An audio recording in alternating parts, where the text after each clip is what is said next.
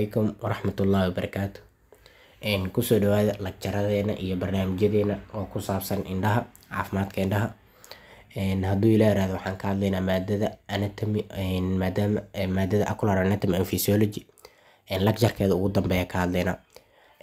Waxaa kasoo hadalnay outer structure-ka guud ahaan oo isha kasoo hadalnay. Outer layer-kan kasoo hadalnay oo ka koobnaa 2 layer oo sclera iyo cornea. Sidoo kale waxaan kaloo kasoo hadalnay middle layer-kan kasoo hadalnay oo ka koobnaa ku dhawaad 4 10 13 camal ka soo hadalnay. Ugu dambeyntii waxaa soo gaarnay layer-ka u dambeeya isha oo loo yaqaan retinaha. Hadduu ilaa yiraahdo retinaha markii laga hadlayo buugaagta anatomy-ga ku dhawaad 100 buugaag laga qoraa kaligeeda layer-ka u dambeeya. Sidoo kale markii laga hadlayo cudurrada ku dhacana waa intaasoo milyan buugaag laga qoraa. Soo marka retinaha aad ay u tir badan tahay. insha Allah hadduu ilaa yiraahdo waxaan ka hadlaynaa waa soo khulaasayn doonaa oo kista ugu muhiimsan oo main understanding sameynayna hadduu ilaa yiraahdo oo qofka si fiican ugu fahmayo retinaha. Retinaha waa inner layer, waa layer-ka u dambeeya, waa innermost layer, waa layer-ka u dambeeya, waa layer-ka u dambeeya ee isha inner layer waana thin. hadduu ilaa yiraahdo cashirka qaybtiisa dambe waxaan ku arki doonaa asoo sawiraan ku arki doonaa retinaha structure-keeda waxay dhan ka hadlaynaa. soo marka waa thin, waa jilicsan tahay, waana transparent, waa gudbiyo. maxay gudbinaysaa marka? Transparent waxay gudbinaysaa iftiinka gudbinaysaa guud ahaan markii isha saan u taalo structure-keeda ahaan. Iftiinka isha soo gala cornea soo gaaro soo u socdo qaybtan dambe oo wuxuu imaana retinaha ayuu imaana. retinaha markuu imaado isbedela ku dhacay. marka iftiinka soo socday isbedela ku dhacay wuxuu noqonaa qaab signals ayuu noqonaa. fariinta qaab signals ayaan baxaysaa oo waxay maraysaa visual pathway maraysaa. ugu dambeyn waxay gaaraysaa maskaxda gaaraysaa. process-kaasi oo mataqaanaa bedela waxaa loo yaqaan transparent ama translucent. soo marka waana bulbar membrane waa approximately wuxuu gaaraa 0.1 millimeter oo thick ayuu gaaraa. soo marka process-kan aan hadda ka sheekeynayn oo dhan iftiinka saas lagu bedela sanleynaa process-kaas wuxuu gaaraa waxaa ka qayb qaato 200 milyan neurons ayaa ka qayb qaato oo nerves ayaa ka qayb qaato.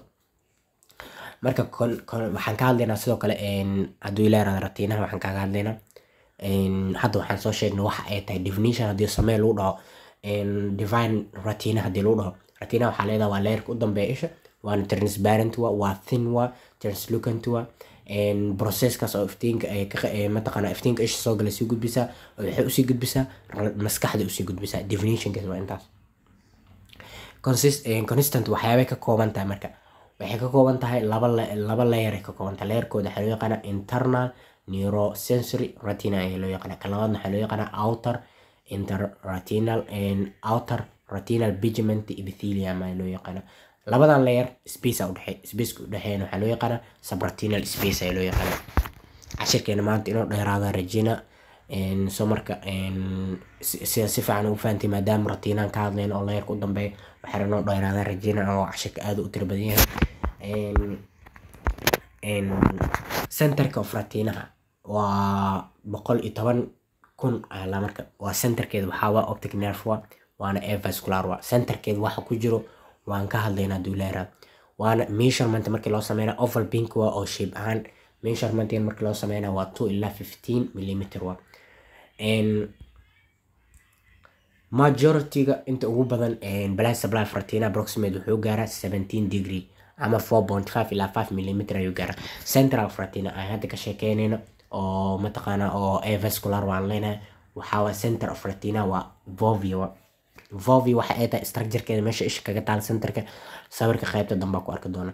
fovea malaha rods malaha sababta rods has no rods sababta u leeyahay maxaa rodska waxa uu yahay qaybta uu kaga retinaha oo ka leeyahay structure-ka iyo asig guud ahaan kaga hadlaynaa. laakiin rodska geesaha ayuu saan ugu hareeraysan yahay retinaha markuu yahay. centerkana waa cones waana small disc fovea markii laga hadlo small disc waa meel oo wareeg oo disc macnaha waxaa la wareeg about oona yar objective-na waa sidoo kale meeshaas maxaa marka waxna lagama arko. soo marka therefore markii laga hadlayo rodskaas markii laga hadlayo coneskaasi 110,000 ilaa 113,000 oo cone fovea ayaa jiro. fovea bas about wuxuu gaaraa cells-kaasi 25,000 cells oo millimeter of foveola sababtoo ah fovea dhexdeeda waxaa kusii jira fovea waxaa kusii jira foveola kusoo jira. So marka macula iyo foveola mainly waa portion of retina. Used waa mesh portion, maculada iyo fovea waa main portion of retina. waxaana loo adeegsadaa color distortion, macnaha color iftiinka inaan ku kala colorada inaan ku kala saarno colorada inaan ku kala saarno ayaa fovea imba loo adeegsanaa. waana circular oo wareegsantaa. fluidkeeda wuxuu gaaraa 6 waana fluid oo wuxuu gaaraa 6 millimeter ayuu gaaraa. around waxaana ku dahaaran fovea center of the fovea. halka retinaha while retina is reach u gaaro rodiska wuxuuna ka bilaabanaya orosarata. total retinaha circularka wareega guud ee retinaha wuxuu gaaraa 45 millimeter oo diameter ayuu gaaraa. optic nervaha meeshaas retinaha kasoo gala iftiinka optic nervaha waa magac kan loo yaqaano blind spot. contain waxaa ku jira marka cells ku jira. cellskaas ku jira waxaa loo yaqaana cells of axon ku jira brainka waxaa loo yaqaana ganglion cells ayaa loo yaqaana. layerska ugu badan structureka ishaan soo sheegayna retinaha ugu badan waxay leedahay 10 layer ayay leedahay. tan kood waxaa loo yaqaana retinal pigment epithelium loo yaqaana. photoreceptor loo yaqaana. kan labaad photoreceptorka aslaba ku jiro oo cone and rods ku jiro. cone and rodska kuwa hadda soo sheegayna oo fovea iyo mataqaana waxa ay tahana cashir la jarka kan hadda slide-ka ku xigan ku arki doona duuleero. sidoo kale external limited layer ku jira, outer nucleus layer ku jira, outer plexiform layer, inner nucleus layer, inner plexiform layer, ganglion cell layer, nerve fiber layer iyo inner limited layer. tobankaas layer ay ka kooban tahay guud ahaan retinaha. cone and rodska magaca kan loo yaqaan waxaa loo yaqaana photoreceptor ayaa loo yaqaana. coniska asiga shape ahaan markii laga hadlayo shape structurekiisa qaabka uu egyahay markii laga hadlayo waa rupsod conical waa structurekiisa. malaha half cell body, half wuxuu leeyahay cell body ayuu leeyahay. maxaa loo adeegsadaa marka visual acute ka loo adeegsadaa. visual acute maxaa la visual acute waa aragtida qofka, waa centerka oo qofka wax ka arkayo, waa centerka visionka waxaa loo yaqaana visual acute. sidoo kale waxaa kaloo loo arkaa color disformation, colorada inaa qofka ku kala saarto ayaa loo ogaadaa. gas cones waa qofka meeshaan ku kala saarayno colorada noo kala sheegayo cones waa. sidoo kale meeshaan aragtida centerkeeda oo visionka dhan dhammaystiran waxaa loo yaqaanaa coniska. rods asigana maxay tahay shapekeeda waxaa waa slim rod, waa slim rod shape waa structurekeeda. waana dim illumination waa meel mugdi oo meesha kale taas ay tahay bright illumination ay tagtaan waxaa dim illumination. sidoo kale natural vision visual outment waa.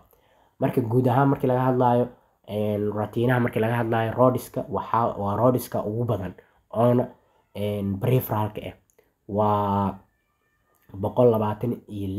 125 milyan oo rodis ayaa jira oo retinaha, halka 65 uu yahay conis oo centerka mar walba xasuusno coniska waa center waa, halka rodiskana uu yahay peripheralka uu yahay. coniska specialized waxaa photopic vision. photopic vision maxaa la marka photopic vision waxaa la colors waa waxaan colorada in lagu arko. halka rodiskana uu yahay specialized scotopic vision oo ah black and white kaliya, qofka black and white bas inuu arko. tusaale ahaan hadduu lacalo qofka coniska uu qofka ka dhumo, qofka hadduu lacalo coniska uu ka maqan yahay kaliya qofka colorada ma kala saari kara. dad qaarkood waxaa laga yaabaa in colorada kala saari waayeen, waxaa maqan coniska maqan. rodiskana scotopic vision waa oo black and white waa. blood supply soo gaarno yaa quudiy marka blood supply yaa neerfaha retinaha quudiy. retinaha waxaa quudiyo central retina oo artery waxaa jiro oo ophthalmic artery ka imaana, optic nerve ka imaana, ophthalmic artery oo loo yaqaano retinal artery ayaa quudiy. midka labaad ee ugu badan ee quudiyan waxaa loo yaqaana choroidal blood supply ee ka hesho choroidal blood supply ee ka hesho. choroidalka markii laga hadlayo blood supplygeeda wuxuu gaaraa 65 ilaa 80% ugu badan, boqolkiiba 85 waxaa quudiya retinaha choroidka ayaa quudiy. gaar ahaan waxay sii quudisaa photoreceptorska oo rod and cones qowsa, while halka central of retinaha optic nerve oo quudiyo 35 ilaa 15 outflow ayuu u sameeyaa.